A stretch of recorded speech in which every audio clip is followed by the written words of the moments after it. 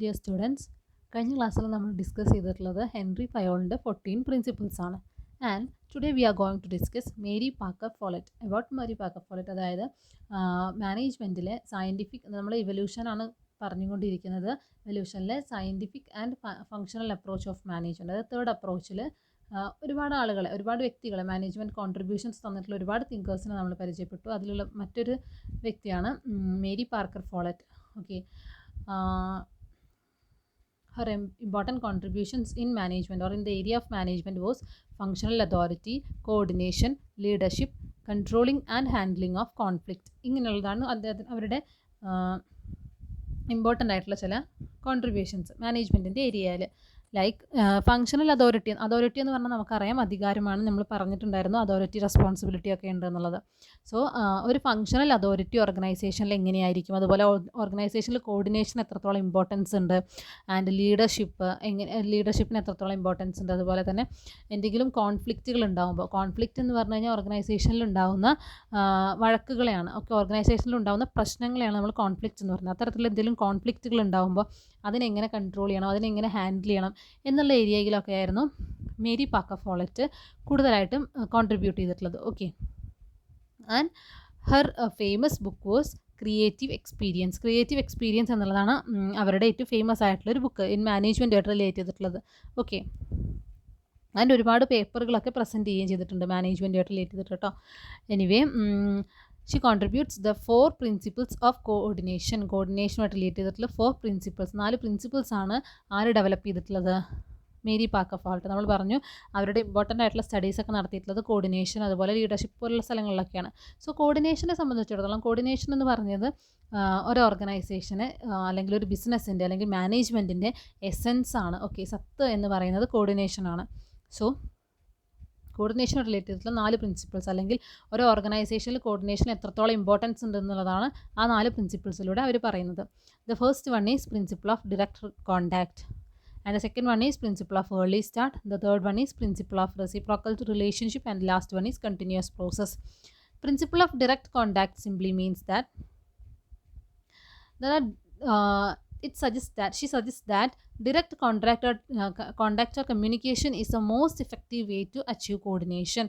Coordination ഒരു ഓർഗനൈസേഷനിൽ achieve ചെയ്യണമെങ്കിൽ, കോർഡിനേഷൻ എന്ന് പറഞ്ഞു കഴിഞ്ഞാൽ നമ്മൾ പറഞ്ഞ ഒരു ഒത്തൊരുമ ഓർഗനൈസേഷനിൽ ഉണ്ടാവണമെങ്കിൽ, എല്ലാ കാര്യങ്ങളിലും ഒരുപോലെ എന്ത് ചെയ്യണം, ഒരുമിച്ച് കൊണ്ടുപോകണമെങ്കിൽ അവിടെ എന്തുണ്ടായിരിക്കും, ഒരു ഡയറക്റ്റ് കോണ്ടാക്ട് അല്ലെങ്കിൽ ഒരു ഡയറക്റ്റ് കമ്മ്യൂണിക്കേഷൻ ഉണ്ടാവണം എന്നുള്ളതായിരുന്നു ഈ പ്രിൻസിപ്പിൾ ഓഫ് ഡയറക്റ്റ് കോണ്ടാക്റ്റിൽ പറഞ്ഞിട്ടുള്ളത്. ഓക്കെ, അതായത് നമുക്കിപ്പോൾ എംപ്ലോയീസിനോടായിക്കോട്ടെ, ഡിപ്പാർട്ട്മെൻറ്റുകളായിക്കോട്ടെ, അല്ലെങ്കിൽ എന്തെങ്കിലും വർക്കുകളായിക്കോട്ടെ, എല്ലാതും എന്താണ് ഡയറക്റ്റ്ലി കോണ്ടാക്റ്റ് ആയിട്ട് അല്ലെങ്കിൽ നമുക്കൊരു ഡയറക്റ്റ് കമ്മ്യൂണിക്കേഷൻ നടത്താൻ സാധിക്കണം. It's the most effective way to achieve coordination achieve ചെയ്യാനുള്ള ഏറ്റവും ഇമ്പോർട്ടൻ്റ് ആയിട്ടുള്ള വേ എന്ന് പറയുന്നത് ഡയറക്റ്റ് കോണ്ടാക്ട് തന്നെയാണ്. ഡയറക്റ്റ് കോണ്ടാക്ട് എന്നാൽ നിങ്ങളോട് എനിക്ക് ഡയറക്റ്റ്ലി കോണ്ടാക്ട് ഉണ്ടെങ്കിൽ എന്ത് ചെയ്യാൻ പറ്റുള്ളൂ, എത്രത്തോളം അത് നിങ്ങളെ എനിക്ക് എത്രത്തോളം എഫക്റ്റീവായിട്ട് ഓർഗനൈസേഷനിൽ യൂസ് ചെയ്യാൻ സാധിക്കുള്ളൂ. സോ അത് തന്നെയാണ് ഡയറക്റ്റ് കോണ്ടാക്ട് എന്നുള്ള ടേം കൊണ്ട് മീൻ ചെയ്യുന്നത്. Then second one is principle of early start. Coordination should be sold at early stages. അതായത് കോർഡിനേഷൻ എന്തുണ്ടായിരിക്കണം, തുടക്കം തൊട്ടേ ഉണ്ടായിരിക്കുന്ന ഒരു പ്രോസസ്സാണ്. അല്ലാതെ നമ്മളൊരു പ്രൊഡക്ഷൻ നടത്തുകയാണ് അല്ലെങ്കിൽ നമ്മളൊരു ഓർഗനൈസേഷൻ സ്റ്റാർട്ട് ചെയ്യുമ്പോൾ ആദ്യം ഒന്നും ഇല്ലാതെ പിന്നെ ലാസ്റ്റ് വന്നിട്ട് നമ്മൾ എല്ലാത്തിനെയും കൂടി കോർഡിനേറ്റ് ചെയ്ത് കഴിഞ്ഞാൽ അത് ആകെ കൊള്ളാവുകയുള്ളൂ. സോ എന്തൊരു പ്രോസസ്സ് തുടങ്ങുമ്പോൾ തൊട്ടിട്ടും നമ്മൾ എന്തുണ്ടായിരിക്കണം, കോർഡിനേറ്റ് ചെയ്ത് കൊണ്ടുപോകണം കാര്യങ്ങളെ. ഓക്കെ, അപ്പോൾ അതിനനുസരിച്ച് നമുക്കൊരു ബെറ്റർ റിസൾട്ട് അവൈലബിൾ ആവും. Then principle of reciprocal relationship. Reciprocal relationship എന്ന് പറഞ്ഞു കഴിഞ്ഞാൽ പരസ്പര പൂരകമായ ബന്ധം എന്നാണ് മീൻ ചെയ്യുന്നത്. മലയാളത്തിൽ നമുക്ക് അങ്ങനെ പറയാം. അപ്പോൾ റെസിപ്രോക്കൽ റിലേഷൻഷിപ്പ് ഒരു ഓർഗനൈസേഷനിലെ എംപ്ലോയീസ് തമ്മിൽ എന്തുണ്ടായിരിക്കണം, ഒരു ബെറ്റർ റിലേഷൻ ഉണ്ടായിരിക്കണം. ഓക്കെ, അത് മെമ്പേഴ്സ് ഓഫ് ദ ഓർഗനൈസേഷൻ എന്ന് പറയുന്നത് എംപ്ലോയീസും മാനേജേഴ്സും എംപ്ലോയീസ് തമ്മിലായിരിക്കാം. അപ്പോൾ ഓർഗനൈസേഷനിലുള്ള വ്യക്തികൾ തമ്മിൽ, അത് ഓർഗനൈസേഷൻ അല്ലെങ്കിൽ ഗ്രൂപ്പിലുള്ള വ്യക്തികൾ തമ്മിൽ എന്തുണ്ടായിരിക്കണം, ഒരു ഗുഡ് റിലേഷൻ ഉണ്ടെങ്കിൽ അവിടെ എന്തുണ്ടായിരിക്കുള്ളൂ, ഒരു ബെറ്റർ കോർഡിനേഷനും ഉണ്ടാവും. അങ്ങനെ ഒരുമിച്ച് കൊണ്ടുപോകാൻ നമുക്ക് സാധിക്കുള്ളൂ. And the last one is continuous process. Continuous process എന്ന് പറയുന്നത് കണ്ടിന്യൂസ്ലി അല്ലെങ്കിൽ ഒരു ചെറിയൊരു കാര്യത്തിന് വേണ്ടി മാത്രമുള്ളതല്ല കോർഡിനേഷൻ എന്ന് പറയുന്നത്. നമുക്ക് എന്തുണ്ട്, എല്ലായിടങ്ങളിലും അല്ലെങ്കിൽ ഒരു പ്രോസസ്സിൻ്റെ ഫസ്റ്റ് ടു ലാസ്റ്റ് വരെയും, അല്ലെങ്കിൽ ആ ഒരു പ്രോസസ്സ് കംപ്ലീറ്റ് ചെയ്യുന്നതല്ല, ആ ഓർഗനൈസേഷൻ നിലനിൽക്കുന്നത് വരെ, അല്ലെങ്കിൽ ആ ഗ്രൂപ്പ് തുടങ്ങിയ ആ ഗ്രൂപ്പിൻ്റെ അവസാനം വരെ നമുക്ക് ആവശ്യമുണ്ട്, കോർഡിനേഷൻ ആവശ്യമുണ്ട്. So it's a continuous process. അതായത് ഒരു ഫംഗ്ഷൻ കഴിഞ്ഞ് കഴിഞ്ഞാൽ അവിടെ നിർത്തി പോകുന്നതല്ല, പകരം ഇറ്റ്സ് കണ്ടിന്യൂസ്ലി ഡൺ. ഓക്കെ, ഇത്രയാണ് മേരി പാക്കർ ഫോളറ്റിൻ്റെ കോൺട്രിബ്യൂഷൻസ് നമുക്ക് ഫങ്ഷണൽ അപ്രോച്ചിൽ പറയാനുള്ളൂ. And the next important person is Elton Mayo. Elton Mayo നിങ്ങളിവിടെ ഇതിന് മുൻപ് നമ്മൾ ഡിസ്കസ് ചെയ്തിട്ടുണ്ട് ഹ്യൂമൻ റിലേഷൻ അപ്രോച്ചിൽ. So anyway he's a father of human relation approach. അതായത് ഹ്യൂമൻ റിലേഷനുമായിട്ട് റിലേറ്റ് ചെയ്തിട്ടുള്ള എന്ത് കാര്യത്തിലും ഏറ്റവും ഇമ്പോർട്ടൻ്റ് ആയിട്ടുള്ളൊരു പേര് തന്നെയാണ് എൽട്ടൺ മയോ എന്ന് പറയുന്നത്. അത് ഒരുപാട് അദ്ദേഹം എന്ത് ചെയ്തിട്ടുണ്ട്, സ്റ്റഡീസും കാര്യങ്ങളൊക്കെ കണ്ടക്ട് ചെയ്തിട്ടാണ് എന്ത് ചെയ്യുന്നത്, ഇത്തരത്തിലൊരു ഹ്യൂമൻ റിലേഷൻ അപ്രോച്ചൊക്കെ ഡെവലപ്പ് ചെയ്തിട്ടുള്ളത്. He's a Australian management thinker. ഒരു ഓസ്ട്രേലിയൻ തിങ്കറാണ്. Workers are not only a factor of production. അതായത് ഇത്രയും കാലം മാനേജ്മെൻറ്റിൽ ടൈലർ ആയിക്കോട്ടെ, അതുപോലെ തന്നെ ഫയോൾ ആയിക്കോട്ടെ, അവരൊക്കെ എന്താണ് ഓർഗനൈസേഷൻ്റെ ഗോൾ അച്ചീവ് ചെയ്യുക, അതുപോലെ തന്നെ ഓർഗനൈസേഷൻ്റെ പ്രൊഡക്ടിവിറ്റി ഇൻക്രീസ് ചെയ്യുക, അങ്ങനത്തെ കാര്യങ്ങളെക്കുറിച്ചിട്ടാണ് സ്റ്റഡി നടത്തിയെങ്കിൽ മയോ അങ്ങനെയല്ല ചെയ്തത്. അദ്ദേഹം സ്റ്റഡി നടത്തിയിട്ടുള്ളത് കൂടുതലും ഹ്യൂമൻ ബീയിങ്സിലായിരുന്നു, അല്ലെങ്കിൽ ആ ഓർഗനൈസേഷനിലെ വർക്കേഴ്സിലായിരുന്നു. ഓക്കെ, അപ്പോൾ അദ്ദേഹം പറഞ്ഞത് മെൻ, മെറ്റീരിയൽ, മെഷീൻ എന്ന് പറയുന്ന നമ്മളെ ഫാക്ടേഴ്സ് ഓഫ് പ്രൊഡക്ഷൻ ഇല്ലേ, ആ ഒരു ഫാക്ടേഴ്സ് ഓഫ് പ്രൊഡക്ഷനിൽ ഉള്ള ഒരു മെൻ മാത്രമല്ല ഒരു ഓർഗനൈസേഷനിലെ എംപ്ലോയി എന്ന് പറയുന്നത്. അവരെന്താണ് ഓർഗനൈസേഷൻ്റെ ഒരു ഇന്നർ അല്ലെങ്കിൽ ഒരു സ്ട്രോങ് വാൾ എന്ന് പറയുന്നത്, അല്ലെങ്കിൽ സ്ട്രോങ് പില്ലറാണ് എന്തെന്ന് പറയുന്നത് എംപ്ലോയീസ് എന്ന് അദ്ദേഹം പറഞ്ഞത്. Okay, so he's also known as father of human relation approach. Human relation അപ്രോച്ചിൻ്റെ ഫാദർ എന്നറിയപ്പെടുന്നത് അദ്ദേഹം തന്നെയാണ്. ഓക്കെ, ദെൻ അദ്ദേഹത്തിൻ്റെ ഇമ്പോർട്ടൻ്റ് ആയിട്ടുള്ള സ്റ്റഡീസ് ആയിരുന്നു ഹോത്രോൺ സ്റ്റഡീസ് എന്ന് പറയും. Aims to study the effect of working environment, fatigue, rest pauses, hours of work, money incentives, leadership etcetera on productivity. അതായത് ഹോത്രോൺ സ്റ്റഡീസ് എന്ന് പറയാനുള്ള റീസൺ എന്താണെന്ന് വെച്ച് കഴിഞ്ഞാൽ അദ്ദേഹം എന്ത് ചെയ്യാണ്, ഒരു എംപ്ലോയീസിനെ കുറിച്ചിട്ടാണ് പഠിക്കുന്നത്. ഓക്കെ, അപ്പോൾ അദ്ദേഹം പഠിക്കുന്ന കാര്യങ്ങൾ ഒബ്സർവേഷനായിരുന്നു കൂടുതൽ. നമുക്കൊരു വർക്കറിന് അല്ലെങ്കിൽ ഒരു ഇൻഡിവിജ്വലിനെ കുറിച്ച് പഠിക്കണമെങ്കിൽ അയാൾ ചെയ്യുന്ന കാര്യങ്ങൾ കണ്ടു പഠിക്കുക എന്നുള്ളതല്ലാതെ നമ്മളിപ്പോൾ അവർക്കൊരു എക്സാം നടത്തി അവർ ഇത് മാർക്ക് വെച്ചിട്ടൊന്നും നമുക്കൊരാളെ എന്ത് ചെയ്യാൻ പറ്റില്ല, കറക്റ്റായിട്ട് ഡിഫൈൻ ചെയ്യാനൊന്നും സാധിക്കില്ല. അപ്പോൾ അയാൾ ചെയ്യുന്ന കാര്യങ്ങൾ, അവർ വർക്കിംഗ് സമയത്ത് ചെയ്യുന്ന കാര്യങ്ങൾ, അതുപോലെ തന്നെ അവർക്ക് കൊടുക്കുന്ന മോട്ടിവേഷനുകൾ, ഇതൊക്കെ ബേസ് ചെയ്തിട്ട് എങ്ങനെയാണ് എംപ്ലോയി ഒരു വർക്കിംഗ് എൻവയോൺമെൻറ്റിലുള്ളത് എന്നുള്ളതാണ് ഹോത്രോൺ സ്റ്റഡീസിൽ എൽട്ടൺ മയോ നോക്കിയിട്ടുള്ളത്. ആൻഡ് ഇതിൽ നെക്സ്റ്റ് സ്ലൈഡിൽ നിങ്ങൾ ടെക്സ്റ്റ് ബുക്കിൽ ഇല്ലാത്തൊരു പാർട്ടാണ്, അത് നിങ്ങൾ ജസ്റ്റ് ഒന്ന് വായിച്ചാൽ മതി. ഓക്കെ, നിങ്ങൾക്കൊരു ഐഡിയ കിട്ടാനാണ് ഹോത്രോൺ സ്റ്റഡീസ് എന്താണെന്നുള്ളത്. നമ്മൾ ഹോത്രോൺ സ്റ്റഡി എന്താണെന്ന് മാത്രമേ നിങ്ങൾ ടെക്സ്റ്റിൽ പറയുന്നുള്ളൂ. അത് എന്താണെന്ന് അങ്ങനെ കൂടുതലായിട്ട് അതിനെക്കുറിച്ചിട്ടൊരു ഇതൊന്നും കൊടുക്കുന്നില്ല. അതായത് എന്തിനു വേണ്ടിയിട്ടാണ് ആ സ്റ്റഡി നടത്തിയതെന്നുള്ളതും ആ സ്റ്റഡിയിൽ ഉണ്ടായിട്ടുള്ള ഇമ്പോർട്ടൻ്റ് ആയിട്ടുള്ള 5 കാര്യങ്ങൾ, അല്ലെങ്കിൽ ആ സ്റ്റഡിയിൽ അദ്ദേഹം പഠിച്ച 5 കാര്യങ്ങളും മാത്രമേ ഉള്ളൂ. അപ്പോൾ എന്തൊക്കെയായിരുന്നു ആ സ്റ്റഡി എന്നുള്ളതാണ് ഇപ്പോൾ ഈ ഞാൻ തന്നിട്ടുള്ള ആ ഒരു PPT-യിലുള്ള സ്ലൈഡിലുള്ളത്. ഓക്കെ, അപ്പോൾ എൽട്ടൺ മയോ ഈസ് കൺസിഡർ, ആ സ്ലൈഡ് ഞാൻ ജസ്റ്റ് ഒന്ന് വായിച്ച് പറഞ്ഞു തരാം. Elton Mayo is consider as a father of human relation approach, നമ്മൾക്കറിയാം. Then he conducted a series of experiments at the Hawthorne plant of the Western Electric Company between 1927 and 1923.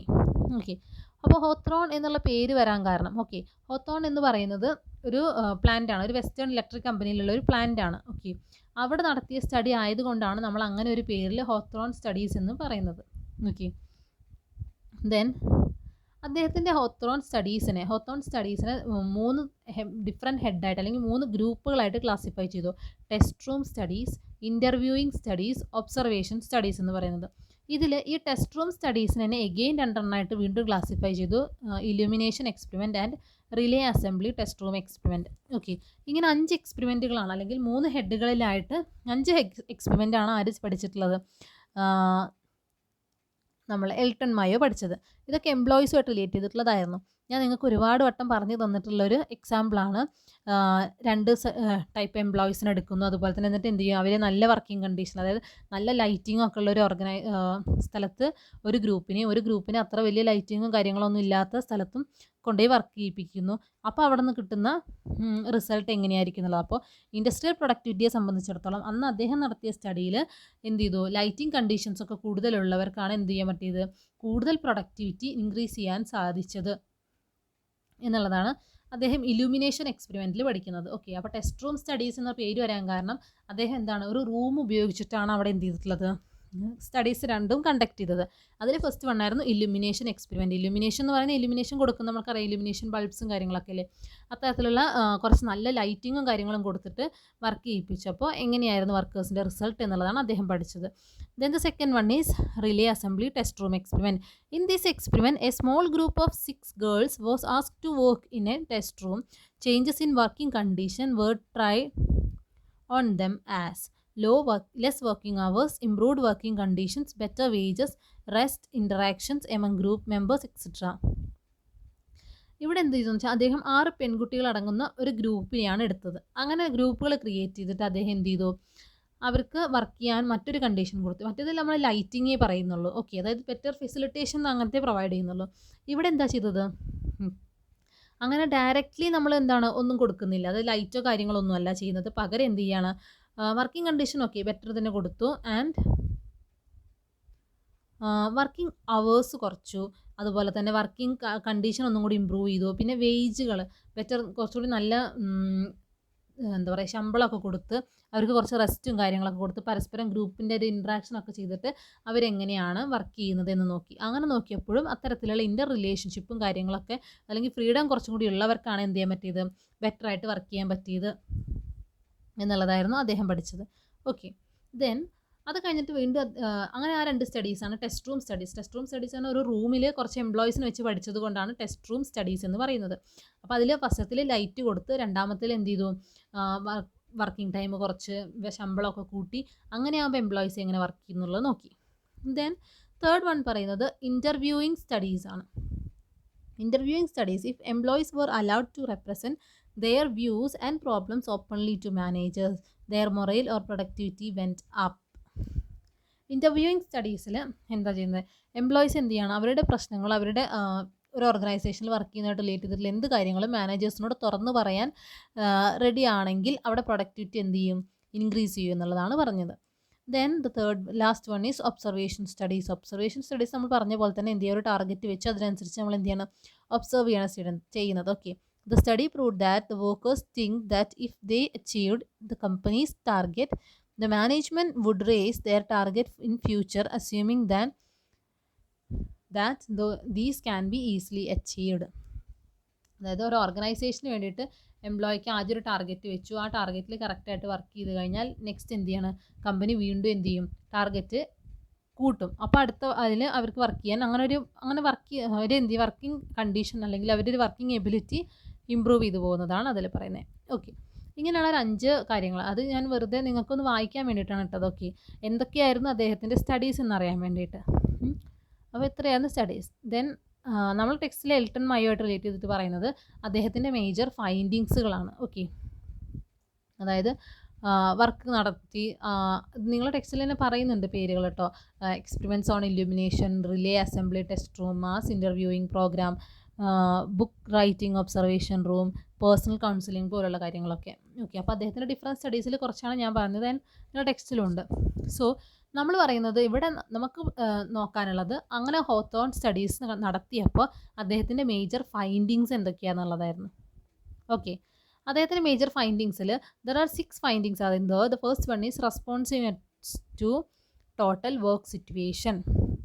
Okay, നമ്മളിങ്ങനെയൊക്കെ study നടത്തിയപ്പോൾ അവർ എത്രത്തോളം അതിനെ respond ചെയ്യുന്നുണ്ട്, അതായത് ഒരു work സിറ്റുവേഷനിൽ അവർ ഓരോ തരത്തിലുള്ള സിറ്റുവേഷനിൽ എങ്ങനെയാണ് ബിഹേവ് ചെയ്യുന്നത്, അവരുടെ സ്ട്രെസ് ഔട്ട് എങ്ങനെയാണ്, അങ്ങനത്തെ കാര്യങ്ങളൊക്കെ പഠിച്ചെന്നുള്ളതാണ് responsiveness to total work situation എന്നുകൊണ്ട് മീൻ ചെയ്യുന്നത്. The experiment or study demonstrate that changes in the work environment, rest pauses, hours of work, hours in the working week, fatigue, incentives, employees' attitude, employees' organization, both formal and informal, employee-employer relation all are intimately related. അങ്ങനെ പഠിച്ചപ്പോൾ ഈ ഒരു working situation, അതുപോലെ തന്നെ എംപ്ലോയീസിന് കൊടുക്കുന്ന work, അവരുടെ working environment, എത്ര ശമ്പളം കൊടുക്കുന്നു, അവർക്ക് കൊടുക്കുന്ന ഇൻസെൻറ്റീവ്, അവരുടെ ആറ്റിറ്റ്യൂഡ്, അതുപോലെ തന്നെ ഓർഗനൈസേഷനിൽ അവരുടെ റിലേഷൻ, അവരുടെ അതുപോലെ തന്നെ ഓർഗനൈസേഷൻ്റെ ഫങ്ഷണൽ കമ്മ്യൂണിക്കേഷൻ സിസ്റ്റം, ഇങ്ങനത്തെ കാര്യങ്ങളെല്ലാം എന്ത് ചെയ്യുന്നുണ്ട്, എംപ്ലോയീസിനെ എഫക്റ്റ് ചെയ്യുന്നു എന്നുള്ളതായിരുന്നു സ്റ്റഡിയിൽ കിട്ടിയ result. Okay, then the second one is social factors in motivation. ഒരു എംപ്ലോയിനെ മോട്ടിവേറ്റ് ചെയ്യുന്നതിൽ എന്തൊക്കെ കാര്യങ്ങളായിരിക്കും ഉണ്ടാവുക എന്നുള്ളത് അതിൽ അദ്ദേഹം സ്റ്റഡി നടത്തിയപ്പോൾ ഫിസിക്കൽ കണ്ടീഷനുകൾക്ക് ചെറിയ ഇമ്പാക്റ്റുകളേ ഉള്ളൂ. ഓക്കെ, അത് നമ്മൾ ഫിസിക്കലി ലൈറ്റുകൾ കാര്യങ്ങളൊക്കെ സെറ്റ് ചെയ്ത് കൊടുക്കുമ്പോൾ അതിൽ വലിയൊരു ചേഞ്ചുകളൊന്നും വരുന്നില്ല. പക്ഷേ അവർക്ക് മെൻ്റൽ മോട്ടിവേഷൻ കൊടുക്കുന്നുണ്ടെങ്കിൽ അതെന്തായിരിക്കും, it can lead to better results. Okay, അതായത് സൈക്കോളജിക്കലായിട്ടുള്ളത് അല്ലെങ്കിൽ എന്തെങ്കിലും തരത്തിലുള്ള സോഷ്യൽ നീഡുകൾക്കൊക്കെയാണ് കൂടുതലായിട്ടും എന്ത് ചെയ്യുന്നത്, എംപ്ലോയീസ് റെസ്പോണ്ട് ചെയ്യുന്നത്. ഓക്കെ, അപ്പോൾ മോട്ടിവേഷൻ്റെ ഏറ്റവും ഇമ്പോർട്ടൻ്റ് ആയിട്ടുള്ള ഫാക്ടേഴ്സിൽ ഫിസിക്കൽ കണ്ടീഷനേക്കാൾ കൂടുതൽ നമ്മുടെ സൈക്കോളജിക്കൽ അല്ലെങ്കിൽ അവർക്ക് കൊടുക്കുന്ന ഒരു മെൻ്റൽ മോട്ടിവേഷൻ അല്ലെങ്കിൽ മെൻ്റൽ ഡ്രൈവുകളാണ് കൂടുതലായിട്ടും ഉപകാരപ്പെടുന്നത് എന്നാണ് സോഷ്യൽ ഫാക്ടേഴ്സ് ഇൻ മോട്ടിവേഷനിൽ പറയുന്നത്. Okay. And the third one is significance of human group. Human group എന്ന് പറയുന്നത് നമ്മൾ പറഞ്ഞ ഓർഗനൈസേഷനിൽ ഒരു ഇൻഫോർമൽ ഓർഗനൈസേഷൻ ഉണ്ട്. അതായത് ഫോർമൽ ഇൻഫോർമൽ പറഞ്ഞിട്ട് രണ്ട് തരത്തിലാണ് ഓർഗനൈസേഷനിലെ റിലേഷൻ ഉണ്ടാവുക അല്ലെങ്കിൽ കമ്മ്യൂണിക്കേഷൻ ഉണ്ടാവുക. ഫോർമൽ എന്ന് പറഞ്ഞു കഴിഞ്ഞാൽ ടോപ്പ് ടു ബോട്ടം, നമ്മൾ അന്ന് പറഞ്ഞില്ലേ, എന്താ പറയുക, നിങ്ങളൊരു പ്രോബ്ലം എന്നോട് പറയുന്നു, ഞാനത് HODയോട് പറയുന്നു, HOD അത് പ്രിൻസിപ്പളിനോട് പറയുന്നു, അങ്ങനെ ഒരു ഫോർമൽ റിലേഷൻ. അതല്ലാതെ തന്നെ ഒരു ഇൻഫോർമൽ റിലേഷൻ ഉണ്ടായിരിക്കും. ഇപ്പോൾ ഞാനും നിങ്ങളും തമ്മിലൊരു ഇൻഫോർമൽ റിലേഷൻ, നമുക്ക് ചെറിയ ചെറിയ കാര്യങ്ങൾ സംസാരിക്കാം, അല്ലെങ്കിൽ ഇപ്പോൾ ഞാൻ HOD തമ്മിലായിക്കോട്ടെ നമുക്ക് എന്തെങ്കിലും ഫ്രണ്ട്ലി ടോക്കുകളും കാര്യങ്ങളും നടത്തുന്നത്, അതൊന്നും എന്തല്ല, ഫോർമൽ അല്ല, നമ്മുടെ ഓർഗനൈസേഷനായിട്ട് റിലേറ്റ് ചെയ്തിട്ടുള്ളതായിരിക്കില്ല. സോ അത്തരത്തിലുള്ള ഇൻഫോർമൽ റിലേഷനുകളും ഉണ്ട്. അപ്പോൾ ഒരു ഓർഗനൈസേഷനിലെ ഹ്യൂമൻ ഗ്രൂപ്പിൽ ഫോർമൽ റിലേഷനേക്കാൾ ഇൻഫ്ലുവൻസ് കൊടുക്കാൻ സാധിക്കുന്നത് ഇൻഫോർമൽ റിലേഷനുകൾക്കാണ്. ഇപ്പോൾ നമുക്കാണെങ്കിലും ശരി, നമുക്കൊരു ഫോർമൽ ആയിട്ടുള്ള കാര്യങ്ങൾ ഡിസ്കസ് ചെയ്യുന്നതിനേക്കാൾ കൂടുതൽ താല്പര്യം എന്ത് തന്നെയായിരിക്കും, ഇൻഫോർമൽ ആയിട്ടുള്ള കാര്യങ്ങൾ ഡിസ്കസ് ചെയ്യാൻ തന്നെയായിരിക്കും. അത് അദ്ദേഹത്തിൻ്റെ സ്റ്റഡിയിലെ മറ്റൊരു ഫൈൻഡിങ് ആയിരുന്നു. And the fourth one is leadership. Leadership നിങ്ങൾക്ക് അറിയാം, എൽട്ടൺ മയോ എന്ത് ചെയ്തു, ലീഡർഷിപ്പ് സ്റ്റൈലുകൾ, ഡിഫറെൻറ്റ് ലീഡർഷിപ്പ് സ്റ്റൈലുകളെ കുറിച്ച് പറയുന്നുണ്ട്, അതിൻ്റെ ചേഞ്ചുകളെ പറ്റിയിട്ടും. സോ അദ്ദേഹം പറഞ്ഞ പ്രകാരം ഒരു ഗ്രൂപ്പിനൊരു ലീഡറൊക്കെ ഉണ്ടായിരിക്കും.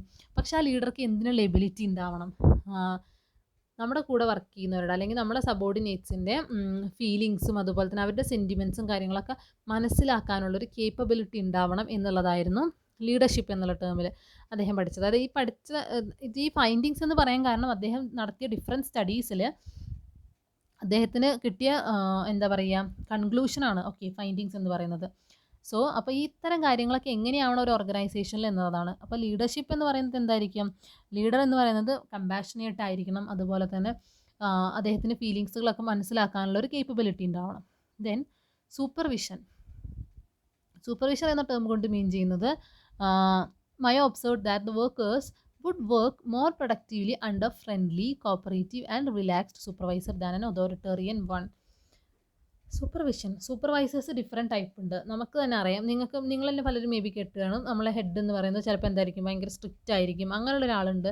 അതുപോലെ തന്നെ നല്ല ഫ്രണ്ട്ലി ആൻഡ് കോപ്പറേറ്റീവ് ആയിട്ടുള്ള ഒരാളുണ്ട്. അങ്ങനെ വരുന്ന സമയത്ത് നമുക്ക് എന്തായിരിക്കും, ഫ്രണ്ട്ലി ആയിട്ടുള്ള ആളിനോടായിരിക്കും അല്ലെങ്കിൽ അവരുടെ അണ്ടറിൽ വർക്ക് ചെയ്യുമ്പോഴായിരിക്കും നമുക്ക് ഒന്നും കൂടി നമ്മളെ എഫിഷ്യൻസിയൊക്കെ പുറത്ത് കാണിക്കാൻ സാധിക്കുക.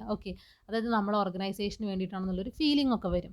സോ സൂപ്പർവൈസർ എന്ന് പറയുന്നത് എങ്ങനെയായിരിക്കണം എന്നാണ് മയോ പറഞ്ഞത്, കോപ്പറേറ്റീവ് ആയിരിക്കണം, കുറച്ചും കൂടി ഫ്രണ്ട്ലി ആയിരിക്കണം ദാൻ അതോറിറ്റേറിയൻ വൺ. അതോറിറ്റേറിയൻ എന്ന് പറഞ്ഞു കഴിഞ്ഞാൽ ഭയങ്കര അധികാരച്ചുവ കാണിക്കുന്ന ആളുകളാണ് നമ്മൾ അതോറിറ്റേറിയൻ എന്ന് പറയാം.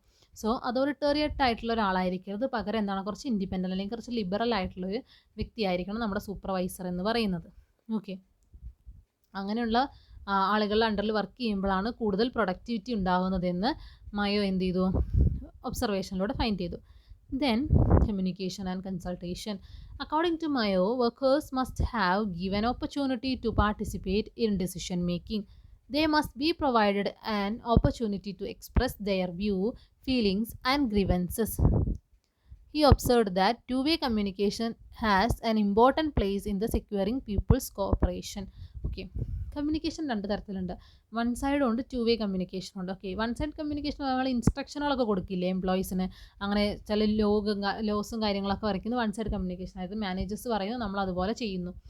അതിന് പകരം ടു വേ കമ്മ്യൂണിക്കേഷൻ നടത്താതെ നമുക്ക് പരസ്പരം അങ്ങോട്ടും ഇങ്ങോട്ടും സംസാരിക്കാൻ ഒരു തരത്തിലുള്ള ബുദ്ധിമുട്ടുകളും ഇല്ലെങ്കിൽ, അല്ലെങ്കിൽ എന്ത് പ്രശ്നം വന്നാലും നമുക്ക് പെട്ടെന്ന് ഒരാളെ ഓർഗനൈസേഷന് വേണ്ടിയിട്ട് അല്ലെങ്കിൽ ഓർഗനൈസേഷനിലെ പ്രോബ്ലംസ് സോൾവ് ചെയ്യാൻ വേണ്ടി ഒരാളെ കൺസൾട്ട് ചെയ്യാൻ പറ്റുന്നുണ്ടെങ്കിൽ അങ്ങനെയുള്ളതായിരിക്കും എംപ്ലോയീസിന് കൂടുതൽ എന്ത് ചെയ്യാൻ പറ്റുക, അല്ലെങ്കിൽ എംപ്ലോയീസിന് അവർക്ക് പെട്ടെന്ന് കോപ്പറേറ്റ് ചെയ്യാൻ പറ്റുന്ന ഒരാളാണെങ്കിൽ അവിടെ എംപ്ലോയീസിന് എന്ത് ചെയ്യാൻ പറ്റും, അവരുടെ പ്രൊഡക്ടിവിറ്റി ഇൻക്രീസ് ചെയ്യാൻ സാധിക്കും എന്നുള്ളതാണ് മയോ കണ്ടുപിടിച്ചത്. സോ ഇത്രയും പറഞ്ഞപ്പോൾ തന്നെ നിങ്ങൾക്ക് മനസ്സിലായി കാണും എന്തുകൊണ്ടാണ് എൽട്ടൺ മയോനെ ഹ്യൂമൻ റിലേഷൻസ് അപ്രോച്ചിൻ്റെ ഫാദർ എന്ന് പറയുന്നത്. കാരണം അദ്ദേഹം കൂടുതൽ ചിന്തിച്ചത് ആരുടെ ഭാഗത്ത് നിന്നിട്ടായിരുന്നു, എംപ്ലോയീസിൻ്റെ ഭാഗത്ത് നിന്നിട്ടായിരുന്നു.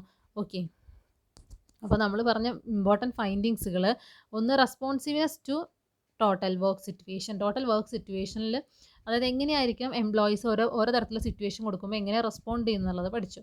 Then social factors in motivation എന്ന് പറയുന്നത് കൂടുതലായിട്ടും നമ്മൾ ഫിസിക്കൽ മോട്ടിവേഷനൊക്കെ കൂടുതൽ മെൻ്റലി ആണ് അവരൊക്കെ എന്ത് ചെയ്യുന്നത്, എഫക്റ്റ് ചെയ്യുന്നത്. Then significance of human group അത് ഓർഗനൈസേഷനിൽ ഓരോ ഗ്രൂപ്പുകൾ ഉണ്ടാകും, അതായത് ഇൻഫോർമൽ ആയിട്ടുള്ള ഗ്രൂപ്പുകളൊക്കെയാണ് കൂടുതലും ഓർഗനൈസേഷന് ബെനിഫിറ്റ് ഉണ്ടാക്കി കൊടുക്കുന്നത്. ആൻഡ് ലീഡർഷിപ്പ് ലീഡേഴ്സ് എന്ന് പറഞ്ഞാൽ എന്തായിരിക്കണം, അവർ ഓർഗനൈസേഷനിൽ ഫീലിങ്സ് ഒക്കെ മനസ്സിലാക്കാൻ പറ്റുന്ന കുറച്ചുകൂടി കമ്പാഷനേറ്റ് ആയിട്ടുള്ള ഒരു വ്യക്തിയായിരിക്കണം. ദെൻ സൂപ്പർവിഷൻ എന്ന് പറയുന്നത് സൂപ്പർവൈസർ എപ്പോഴും ഭയങ്കര റൂഡായിട്ടുള്ളൊരു സൂപ്പർവൈസർ ആവരുത്. പകരം എന്താവണം, എംപ്ലോയീസിനോട് കോപ്പറേറ്റീവായിട്ടൊരു കാര്യം പറഞ്ഞു കൊടുക്കുമ്പോൾ കുറച്ച് ഫ്രണ്ട്ലി ആയിട്ടൊക്കെ പറഞ്ഞു കൊടുക്കുന്ന വ്യക്തിയായിരിക്കണം. And the last one is communication and consultation. Communication and consultation എന്ന് പറയുന്നത് മയോ പറഞ്ഞത് പ്രകാരം കമ്മ്യൂണിക്കേഷൻ ആൻഡ് കൺസൾട്ടേഷനിൽ സിംപ്ലി ഇത്രയും മീൻ ചെയ്യുന്നുള്ളൂ.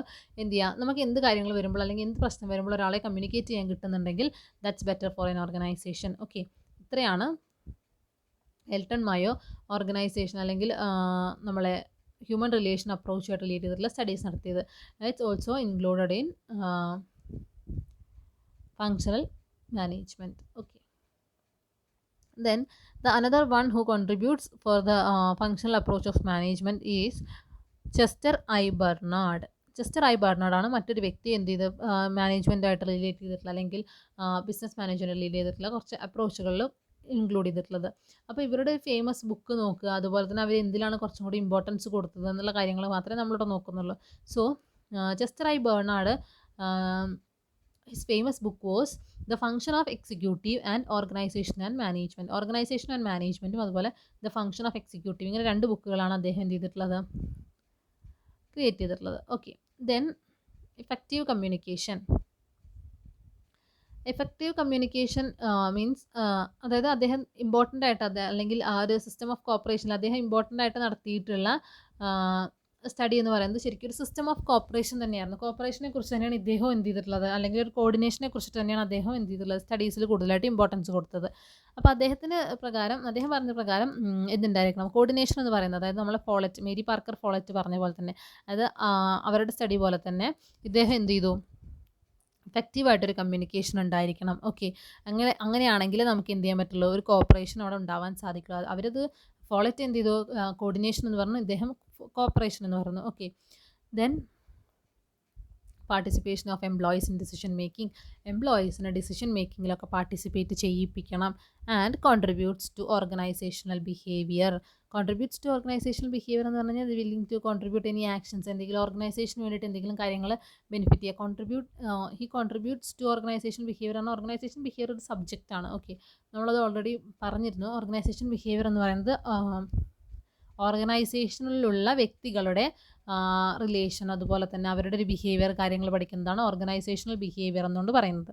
സോ ഓർഗനൈസേഷണൽ ബിഹേവിയറിലും ഒരുപാട് കോൺട്രിബ്യൂഷൻസ് നൽകിയിട്ടുള്ളൊരു വ്യക്തിയാണ് ചെസ്റ്റർ ഐ ബർണാഡ്. ഓക്കെ, അപ്പോൾ ബർണാഡിൻ്റെ ഫേമസ് ബുക്ക് പറഞ്ഞു. സോ പിന്നെ അതുപോലെ തന്നെ അദ്ദേഹം കോപ്പറേഷൻ, ദ സിസ്റ്റം ഓഫ് കോപ്പറേഷനിൽ എന്ത് ചെയ്തു, എഫക്റ്റീവ് കമ്മ്യൂണിക്കേഷൻ ഉണ്ടാവണം. അതായത് കോപ്പറേഷൻ ഒരു ഓർഗനൈസേഷനിൽ ഉണ്ടാവണമെങ്കിൽ അവിടെ എന്ത് വേണം, എഫക്റ്റീവായിട്ടൊരു കമ്മ്യൂണിക്കേഷൻ വേണം. അതുപോലെ തന്നെ എംപ്ലോയീസിൻ്റെ ഡിസിഷൻ മേക്കിങ്ങിലൊക്കെ ഇൻക്ലൂഡ് ചെയ്യിപ്പിക്കണം. അതുപോലെ തന്നെ അതായത് they are willing to contribute to the action. എന്തെങ്കിലും കാര്യങ്ങൾ ചെയ്യുമ്പോൾ അതിലേക്ക് അവരുടേതായിട്ടുള്ള കോൺട്രിബ്യൂഷൻസ് തരാൻ ആഗ്രഹിക്കുന്നവരായിരിക്കും. Okay, then the next and important one is Abraham H Maslow. നിങ്ങൾക്കറിയാം മാസ്ലോസ് നീഡ് ഹൈറാർക്കി എന്ന് പറഞ്ഞിട്ടൊരു സംഭവം, അതായത് മോട്ടിവേഷണൽ ഹൈറാർക്കിയാണ്. അവിടെ എന്താ Maslow's need hierarchy of needs എന്ന് പറയുന്നത്, മാസ്ലോ എന്ത് ചെയ്തു, എബ്രഹാം എച്ച് മാസ്ലോ മോട്ടിവേഷനുമായിട്ട് റിലേറ്റ് ചെയ്തിട്ടുള്ളൊരു സ്റ്റഡി നടത്തി. ഓക്കെ, മോട്ടിവേഷൻ എന്ന് പറഞ്ഞാൽ നമുക്കറിയാം ഹ്യൂമൻ ബീയിങ്സിനെ കൂടുതൽ വർക്ക് ചെയ്യിപ്പിക്കാൻ വേണ്ടി എന്തൊക്കെ കാര്യങ്ങളാണ് വേണ്ടത് എന്നുള്ളതാണ്. അപ്പോൾ അദ്ദേഹം നടത്തിയ സ്റ്റഡിയിൽ അദ്ദേഹം എന്ത് ചെയ്തു, ഒരു ഓർഡറായിട്ട് ഹ്യൂമൻ നീഡുകളെ, അതായത് നമ്മുടെ ആവശ്യങ്ങളെ, ഓരോ വ്യക്തികളുടെ ആവശ്യങ്ങളെ ഒരു ഓർഡറായിട്ട് കൊണ്ടുവന്നു. ഓക്കെ, അതിൽ വരുന്ന ഫസ്റ്റ് വണ്ണാണ് നമ്മൾ താഴെന്നാണ് പറയുക ശരിക്കും, ബയോളജിക്കൽ ആൻഡ് സൈക്കോളജിക്കൽ നീഡ്സ് എന്ന് പറയും. Okay, physiological, biological or physiological needs എന്ന് പറഞ്ഞു കഴിഞ്ഞാൽ ഏറ്റവും ബേസിക് നീഡാണ്. ഓക്കെ, അതായത് എന്ത് വേണം, ഒരു ഓർഗനൈസേഷനിലെ എംപ്ലോയിക്ക് നമുക്ക് മാർക്ക് ചെയ്യാം. ഓക്കെ, ഇത് ഫസ്റ്റ് നീഡാണ് കേട്ടോ. ഇതിൽ നമ്മൾ സൈഡിൽ തന്നെ മാർക്ക് ചെയ്തിട്ടുണ്ട്, ഫുഡ്, സ്ലീപ്പ്, വാട്ടർ പോലുള്ളതൊക്കെയാണ് ഏറ്റവും ബേസിക് ആയിട്ടുള്ള കാര്യം. നമുക്ക് നമ്മളുടെ കാര്യം തന്നെ വെച്ച് പറയാം. നമുക്ക് ജീവിക്കാൻ വേണ്ട ഏറ്റവും ബേസിക് ആയിട്ടുള്ള കാര്യം എന്താണ്, കറക്റ്റ് സമയത്ത് ഭക്ഷണം, അതുപോലെ തന്നെ ഉറക്കം, അതുപോലെ നമ്മളുടെ എന്തെങ്കിലും തരത്തിലുള്ള നമുക്ക് ദാഹം, അങ്ങനത്തെ കാര്യങ്ങളൊക്കെ ഉണ്ടാവില്ലേ, അതൊക്കെയാണ് ഒരു എംപ്ലോയിയുടെ ഏറ്റവും ബയോളജിക്കൽ ആൻഡ് ഫിസിക്കൽ ആയിട്ടുള്ള നീഡ് എന്നാണ് പറയുന്നത്.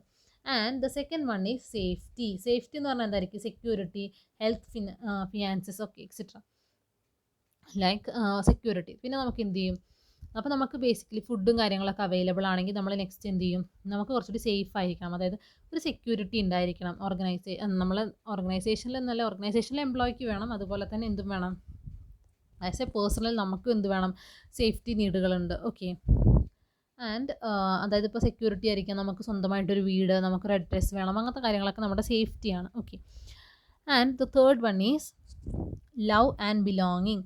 ലവ് ആൻഡ് ബിലോങ്ങിങ് എന്ന് പറഞ്ഞാൽ സൈക്കോളജിക്കലി നമുക്ക് വേണ്ട കാര്യങ്ങളാണ്. ഓക്കെ, ശരിക്കും ഈ നീഡുകളെ 3 ഇമ്പോർട്ടൻ്റ് ആയിട്ടുള്ള ക്ലാസിഫിക്കേഷൻ നടത്തി. ബേസിക് നീഡ് എന്ന് പറഞ്ഞിട്ട് 2 ബേസിക് നീഡുകളാണ് ഇത്, സേഫ്റ്റിയും ബയോളജിക്കൽ ആൻഡ് ഫിസിയോളജിക്കൽ നീഡുകളും. ഓക്കെ, ആൻഡ് സൈക്കോളജിക്കൽ നീഡിൽ വരുന്നതാണ്, സൈക്കോളജിക്കൽ നീഡ് പറഞ്ഞാൽ നമുക്ക് മെൻ്റലി വേണ്ട നീഡുകളാണ്. ഓക്കെ, അതിൽ വരുന്നതാണ് ലവ് ആൻഡ് ബിലോങ്ങിനെസ്സും അതുപോലെ തന്നെ എസ്റ്റീമും സെൽഫ് എസ്റ്റീം എന്ന് നമുക്ക് പറയാം. അങ്ങനെ 2 കാര്യങ്ങൾ. അപ്പോൾ ലവ് ആൻഡ് ബിലോങ്ങിനെസ് എന്ന് പറഞ്ഞു കഴിഞ്ഞാൽ നമുക്ക് എന്തുണ്ട്, വെള്ളം അതുപോലെ തന്നെ ഭക്ഷണമൊക്കെ കിട്ടുന്നു, നമുക്ക് സെക്യൂർഡ് ആയിട്ടൊരു വീടുണ്ട്, അങ്ങനത്തെ സൗകര്യങ്ങളൊക്കെ ഉണ്ട്. അത് കഴിഞ്ഞാൽ പിന്നെ നമുക്ക് വേണ്ടത് എന്താണ്, ലവ് ആൻഡ് ബിലോങ്ങിങ് ആണ്. നമുക്ക് എന്തുണ്ടായിരിക്കണം, സ്വന്തമായിട്ട് കുറച്ച് നമുക്കറിയാവുന്ന കുറച്ച് കണക്ഷൻസ് ഒക്കെ വേണം, നമുക്ക് കുറച്ച് റിലേഷൻസ് ഒക്കെ വേണം. ലൈക്ക് നിങ്ങൾക്കാണെങ്കിൽ പോലും ഇപ്പോൾ നിങ്ങളൊരു ഒരു സോഷ്യൽ ആനിമലാണ് മാൻ എന്ന് പറയുന്നത്. സോ നമുക്ക് എന്ത് വേണം, നമ്മളേതായിട്ടൊരു ഫാമിലി കണക്ഷനും ഫ്രണ്ട്സൊക്കെ വേണം. ഓക്കെ, അതാണ് ഈ ഒരു നീഡിൽ പറയുന്നത്. ആൻഡ് ദെൻ വരുന്നത് എസ്റ്റീമാണ്. ഓക്കെ, അപ്പോൾ നമുക്കങ്ങനെ ഫ്രണ്ട്ഷിപ്പും ഗ്രൂപ്പും കാര്യങ്ങളൊക്കെ ഉണ്ട്. ദെൻ നമുക്ക് എന്താണ്, നമുക്ക് സ്വന്തമായിട്ടൊരു സ്റ്റാറ്റസ് വേണം. ഓക്കെ, ഒരു റെസ്പെക്റ്റ് കിട്ടണം, നമുക്ക് 4 ആളുകൾ കാണുമ്പോൾ നമ്മൾ എന്ത് ചെയ്യണം, ഒന്ന് റെസ്പെക്റ്റ് ചെയ്യണം. സ്ട്രെങ്ത്, അത് നമുക്ക് ഏറ്റവും ബെറ്റർ ആയിട്ടുള്ള ജോലി അല്ലെങ്കിൽ എന്തെങ്കിലും നമ്മൾ വിദ്യാഭ്യാസത്തിൽ ഏറ്റവും നന്നായിട്ട് മുന്തി നിൽക്കുക, അങ്ങനത്തെ കാര്യങ്ങളൊക്കെ ഇല്ലേ, അതൊക്കെയാണ് എസ്റ്റീമിൽ പറയുന്നത്. And the last one is self actualisation. അതൊരു സെൽഫ് ഫുൾഫിൽമെൻറ്റ് നീഡാണ്. അതായത് ഒരു സത്യം പറഞ്ഞു കഴിഞ്ഞാൽ ഒരു ഹ്യൂമൻ ബീയിങ്ങിനും അറ്റൈൻ ചെയ്യാൻ പറ്റാത്തൊരു ലെവൽ എന്നാണ് ഇതിനെ മാസ്ലോ തന്നെ ഡിഫൈൻ ചെയ്തത്. Because meeting one's full potential in life different for every person. അതായത് നമ്മുടെ ജീവിതത്തിൽ എല്ലാം നമ്മൾ നേടിക്കഴിയുന്ന ഒരു സിറ്റുവേഷൻ, അതിനെയാണ് സെൽഫ് ആക്ച്വലൈസേഷൻ എന്ന് പറയുന്നത്. ഇനി അതിൻ്റെ അപ്പുറത്തേക്ക് ഒരു നീഡും ഇല്ലാത്തൊരു സിറ്റുവേഷൻ അതൊരു ഹ്യൂമൻ ബീയിങ്ങിനും സത്യം പറഞ്ഞാൽ ഉണ്ടായിരിക്കില്ല. കാരണം ഹ്യൂമൻ വാണ്ട്സ് എന്ന് പറയുന്നത് അൺലിമിറ്റഡ് ആണ്. സോ ഈ ഹൈറാർക്കി നിങ്ങൾ മുൻപും കണ്ടിട്ടുണ്ടായിരിക്കും.